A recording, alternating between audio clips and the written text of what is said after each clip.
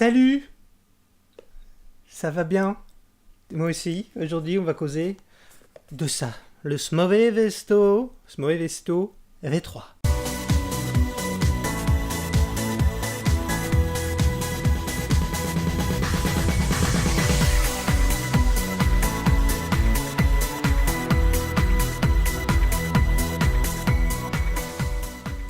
Eh oui, le Smoe Vesto V3, un mode, donc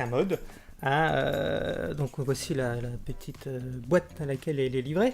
Alors c'est rigolo ce mode parce que je m'intéressais à ce mode juste avant que le pipeline nous sorte. Allez, 15 jours, une semaine, le pipeline est sorti, puis du coup j'ai pris le pipeline, mais le pipeline ne serait pas sorti, j'aurais pris celui-là. Et voilà, et les choses se faisant, cette année, j'ai la boutique Sweet and Vap. Sweet and Vap, c'est une boutique que j'aime bien parce que déjà ils ont pas mal de trucs. Et ils ont, j'ai remarqué en tournant là maintenant là, qu'ils avaient une nouvelle gamme de liquides, dont un qui s'appelle Shinshiro. Chinchiro. Ça s'appelle Chinchiro. C'est l'accent japonais, je parle couramment japonais. Je plaisante, bien sûr, évidemment que non. Donc voilà, donc ils se creusent la tête pour voir des choses qu'on ne voit pas partout. Et ça, c'est le genre de boutique que j'aime bien. Donc voilà, donc ils m'ont envoyé pour que je le teste. Et je suis content parce que je le reluquais depuis quelques temps. Nous avons affaire à un mode qui est assez grand. Mais c'est pas le plus grand non plus.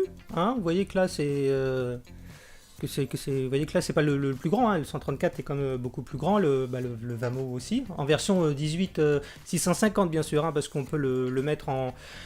des tubes sont vendus à part, enfin il y a plein de choses qui sont vendues à part pour ce petit mode, hein. C'est un vrai Lego, on peut le transformer en mode mecha en changeant le cul de la bête, en hybride avec le Kefun en rajoutant une petite pièce au-dessus. Donc le transformer bien sûr en méca en enlevant la partie électronique, hein, qui est faite par Nivelle, eh oui, c'est mon électronique, c'est ma Nivelle. Oh, c'est nul à chier, pardon, je suis désolé. Donc voilà, donc il fait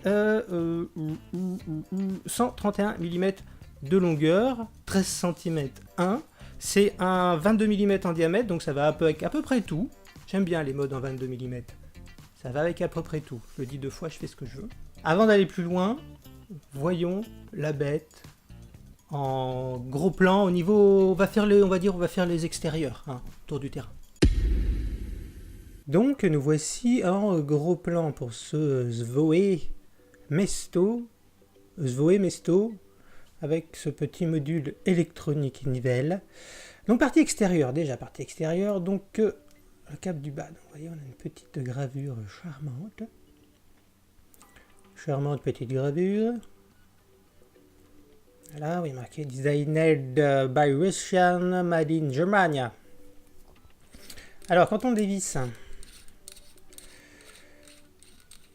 donc, au niveau du filetage, il n'y a aucun problème. Pardon, il y avait une petite pile dedans. Alors, ça se présente comme ça. Donc pour l'adapter à la hauteur de la queue, hein, on peut le visser ou le dévisser. Il y a aussi une autre option, mais cette option augmente la résistance envers la queue en fait. On a un ressort en dessous, il suffit de dévisser, de revisser donc. Pardon. Ouais, c'est toujours les éternels petits messages. Hop. Et voilà, bon après on a un système de ressort classique comme sur les autres modes. Donc on va le remettre à l'endroit. Voilà, on l'a remis à l'endroit. Ensuite, hop, toi, tu t'en vas. Ensuite on a le tube, hein, donc c'est de l'acier inoxydable, hein, c'est assez solide, c'est assez lourd. Hein. Toujours les filetages impeccables. Là on a le tube 18 650, il existe un tube en 18 500, 490 et un tube en 18 350. Donc là on a le module électronique Nivelle. Au niveau du cap du haut, on a la pin centrale qui est réglable. Donc on peut la visser, la dévisser pour avoir quelque chose de flush avec nos atos. Donc on a les petites arrivées d'air qui sont sur le côté. Et ça se dévisse. Pourquoi ça se dévisse? Parce qu'on peut lui adapter en fait, donc ça se dévisse, hein, on a cette partie-là et cette partie-là donc font connexion. Là on a un joint qui protège donc la partie électronique. L'avantage en fait c'est qu'on peut racheter une pièce à part qui nous sert en fait de récupérateur qui remplace cette partie-là du Zoemesto, du Kaifun. Donc on enlève cette partie-là, on vient visser, je vous la mettrai en incrustation parce que j'ai pas la pièce encore, donc on vient visser cette pièce ici, et en fait on vient visser le Kaifun comme ça, hein. Donc on enlève cette pièce-là, et on vient carrément visser le Kaifun, ce qui nous fait un genre d'hybride en fait, hein, de mode hybride.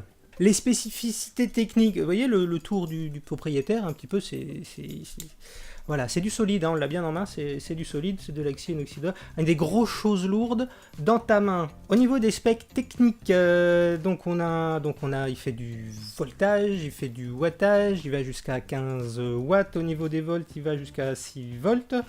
La résistance minimale, 1 ohm. On a un cut-off d'environ une quinzaine de secondes, un petit peu comme le Provari. Et au niveau des protections, protection contre la température, 60 degrés, erreur affichée, protection contre les courts-circuits, blocage automatique si la puissance de sortie n'est pas adaptée, protection d'inversion de la polarité. Ça fait plein de protections, donc c'est bien. Nous allons voir maintenant les menus. Alors les menus, on va voir. Donc on a deux menus. Le menu online, donc sur lequel on pourra vaper et faire les réglages de base, et le menu offline sur lequel on ne pourra pas vaper, mais on pourra faire des réglages un petit peu plus précis sur le mode, hein, comme la luminosité, ou passer de la tension variable à la puissance variable. Pour accéder à ces deux différents menus, on fait 3 pressions. 1, 2, 3, off, on laisse, et voilà. Là, on est dans le menu offline, c'est-à-dire qu'on ne peut pas vaper. Vous voyez, j'ai les 2 petits traits. Voilà, j'ai rappuyé 3 fois, donc ça me remet donc, en version online.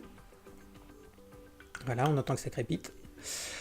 Alors, nous allons directement... Donc là, nous sommes en mode online, c'est-à-dire qu'on peut vaper. Alors, quand on appuie une fois, quand on vape, on a ce petit truc qui apparaît là, ces 2 petits C...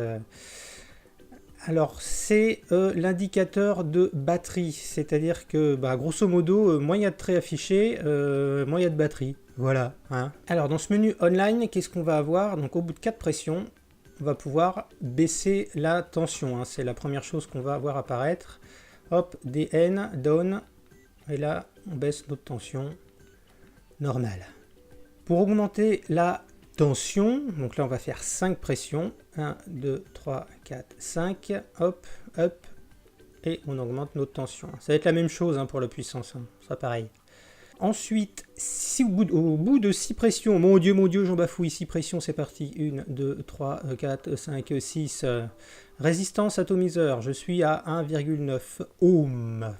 Ensuite, dernière chose qu'on peut voir dans ce menu online, c'est le voltage de la cuisse qui est pas mal. Donc ça, on va l'avoir au bout de 7 pressions.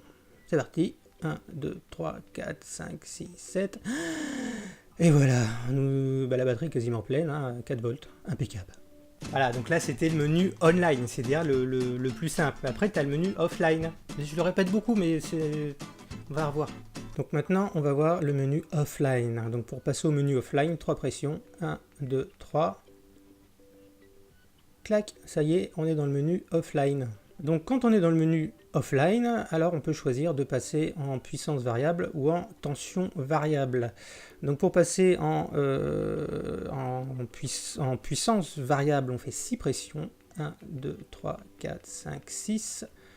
Hop, SP, ça veut dire que nous sommes passés en puissance variable, donc là on a 12 watts. Ensuite, pour passer en voltage variable, donc tout le temps dans le menu offline, donc là c'est 7 pressions qu'il faut faire. 1, 2, 3, 4, 5, 6, 7, et voilà, SU, enfin SV, hein, pour 7 voltage.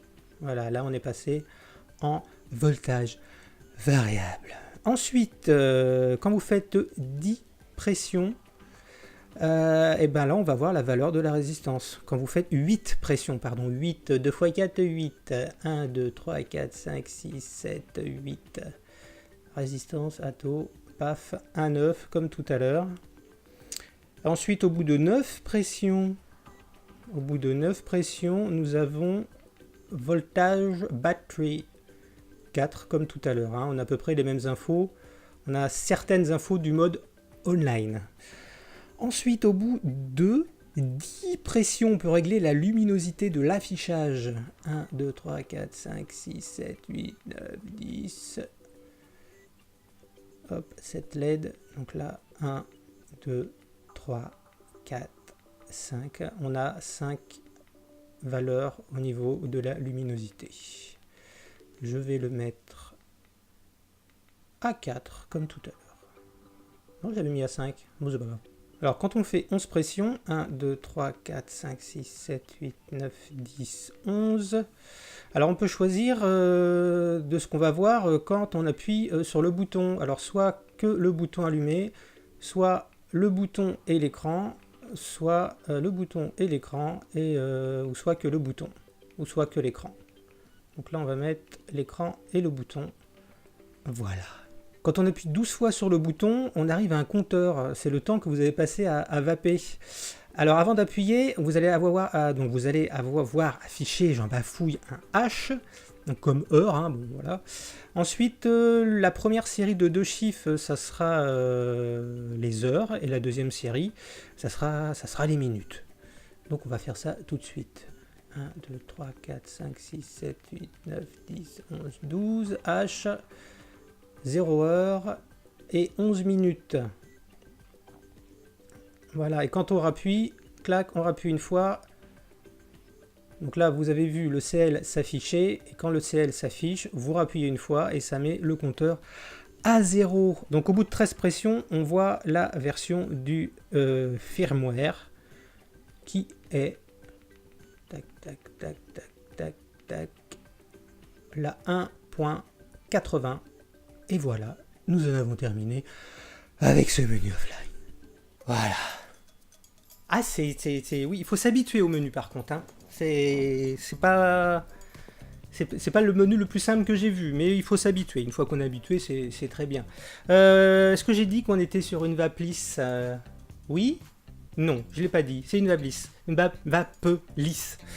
Truc que j'ai pas fait en gros plan et que je pense, ce que je pense maintenant, c'est de vérifier s'il donne bien ce qu'on lui demande d'envoyer.